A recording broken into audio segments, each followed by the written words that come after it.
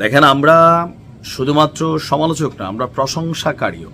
আমি বরাবরই বলি, আমি ব্যক্তিগতভাবে নির্দিষ্ট কোনো দলের পেইড এজেন্ট না, অথবা আমার কোনো ভিশন নাই যে অমুক দলকে ক্ষমতায় নিতে হবে, তাদের পক্ষে একটা ন্যারেটিভ সৃষ্টি করতে হবে, বিপরীত দলকে অসম্মান করতে হবে। আমার কাছে যেটা আমার ক্ষুদ্র মস্তিষ্কে মনে হয় যে এটা সঠিক, আমি সেটার পক্ষে অবস্থান নেই। যখন সমালোচনার দরকার হয় করি, আবার যখন প্রশংসার দরকার হয় করি। আর সকল কিছুর পেছনে মূল যেই আমার কানেক্টিং পয়েন্ট সেটা হচ্ছে বাংলাদেশ। যে কোনো সিদ্ধান্ত, সরকারে ডক্টর ইউনূস থাকুক, এনসিপি থাকুক, বিএনপি থাকুক, আওয়ামী লীগ থাকুক, যেই থাকুক, বা ইন্ডিভিজুয়ালি আলাদাভাবে ধরেন যে কোনো ব্যক্তি, সে যদি বাংলাদেশের জন্য কল্যাণকর হয় এমন কোনো কাজ করে, আমি তার পক্ষে অবস্থান নিচ্ছি। ডক্টর ইউনূসকে ধন্যবাদ, এবং আমাদের যিনি স্বাস্থ্য কি বলা হচ্ছে, স্বাস্থ্য উপদেষ্টা না, আমাদের বাংলাদেশের যে কি বলা হয়, আচ্ছা, আমরা বাংলাদেশের রাষ্ট্রদূত যিনি ছিলেন, ওনার নাম হচ্ছে আমানুল হক, নামটা পাইতে একটু লেট হয়েছে, ওনাকেও ধন্যবাদ দিচ্ছি। আপনি দেখেন, বাংলাদেশে আমাদের বড় লোকদের একটা কমন ইস্যু হচ্ছে এই দেশটাকে তারা ওই লেভেলে ডেভেলপ করে না যে লেভেলে প্রকৃতপক্ষে ডেভেলপ করা দরকার। যেমন চিকিৎসা খাত, প্রতি বছর বিলিয়নস অফ ডলার পৃথিবীর বিভিন্ন দেশে আমরা খরচ করছি। এর মাঝে আছে কিছু জটিল রোগ যেটার জন্য না যাইয়া সম্ভব না। সারা পৃথিবীতে সব জায়গায় এত উন্নত হাসপাতাল নাই, কিন্তু নন মেজর অথবা সামান্য রোগ যেগুলোর জন্য আমরা বিদেশে যাচ্ছি, মনে হচ্ছে যে আমাদের দেশে ওই রকম মানের হাসপাতাল নাই, স্কোয়ার থাকার পরেও বা আরো কয়েকটা আছে, ঠেকায় পড়লে লোক দেখানোর জন্য মাঝে মাঝে সেখানে চিকিৎসা নিচ্ছে। তো এই যে বাংলাদেশে একটা অত্যাধুনিক হাসপাতাল নাই, সেই হাসপাতাল নির্মাণ করবে আবার তুরস্ক।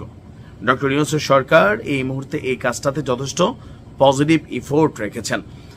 বাংলাদেশে একটি অত্যাধুনিক প্রযুক্তির হাসপাতাল নির্মাণ করার ইচ্ছা প্রকাশ করেছে তুরস্ক। দেশটির স্বাস্থ্যমন্ত্রী অধ্যাপক ডক্টর কামাল মেসিস ওলুর সঙ্গে তুরস্কে নিযুক্ত বাংলাদেশের রাষ্ট্রদূত আমানুল হকের একটা বৈঠকে এই আলোচনা হয়েছে। গতকালকে আঙ্কারায়, তুরস্কের রাজধানী আঙ্কারায় বাংলাদেশ দূতাবাস থেকে এই বিজ্ঞপ্তি দেওয়া হয়েছে।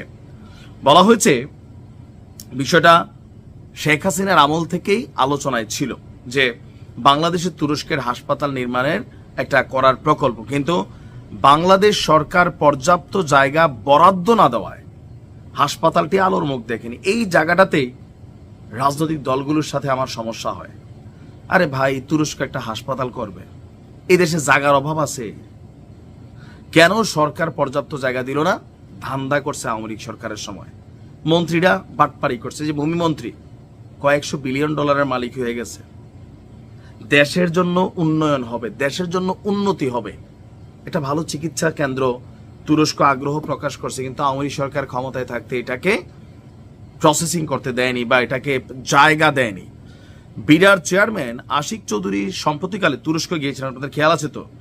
তো সেইখানে তিনি আপনার বেশ কিছু বিষয় নিয়ে কাজ করে আসছেন। সামরিক খাতে ইনভেস্টমেন্ট, তুরস্কের সাথে যৌথ চুক্তি, এর পাশাপাশি তুরস্ক ভ্রমণকালীন বাংলাদেশ দূতাবাস কর্তৃপক্ষ সেখানে তিনি গিয়েছেন এবং হাসপাতালের জায়গার বিষয়টা তুলে ধরেছেন। তো তিনি নিশ্চয়তা দিয়েছেন জায়গা বরাদ্দ নিয়ে কোনো সমস্যা হবে না, সরকার এই বিষয়ে আন্তরিক।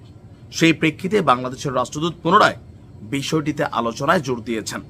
তো তিনি তুরস্কের স্বাস্থ্যমন্ত্রীর সাথে আলোচনা করেছেন এবং বলছেন শীঘ্রই একটি কমিটি গঠন করে পররাষ্ট্র মন্ত্রণালয়ের সাথে বিস্তারিত আলোচনা করে সিদ্ধান্ত নেওয়া হবে। তুরস্কের হাসপাতালের নির্মাণ হলে যেন বাংলাদেশিদের তত্ত্বাবধানে পরিপূর্ণভাবে পরিচালিত হতে পারে সেজন্য প্রশিক্ষিত করে তোলা হবে। আর এটি নির্মাণ হলে বাংলাদেশের স্বাস্থ্য খাতে বড় পরিবর্তন হবে এবং জটিল রোগীদের আপনার বিদেশমুখী হতে হবে না বলে তিনি আশাবাদ ব্যক্ত করেছেন। আমরাও চাই এটা ভালো মানের হাসপাতাল, আর এই জন্য সংস্কারের মধ্যে একটা সংস্কার করা জরুরি। ওভার জটিল কোনো রোগ না হলে এদেশের কোনো মন্ত্রী, এমপি, আমলা এরা যেন বিদেশ গিয়ে চিকিৎসা না নেয়। এমপি স্বাস্থ্য পরীক্ষা করবে সিঙ্গাপুর, টাকাকার পাবলিকের, ভাবা যায় দেশের চিকিৎসা ব্যবস্থার হোকামারা কারা করছে? আমাদের এই রাজনীতিবিদরাই করছে।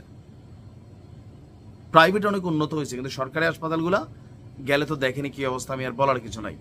ডক্টর ইউনূসকে ধন্যবাদ, আশিক ভাইকে ধন্যবাদ, ভালো থাকো।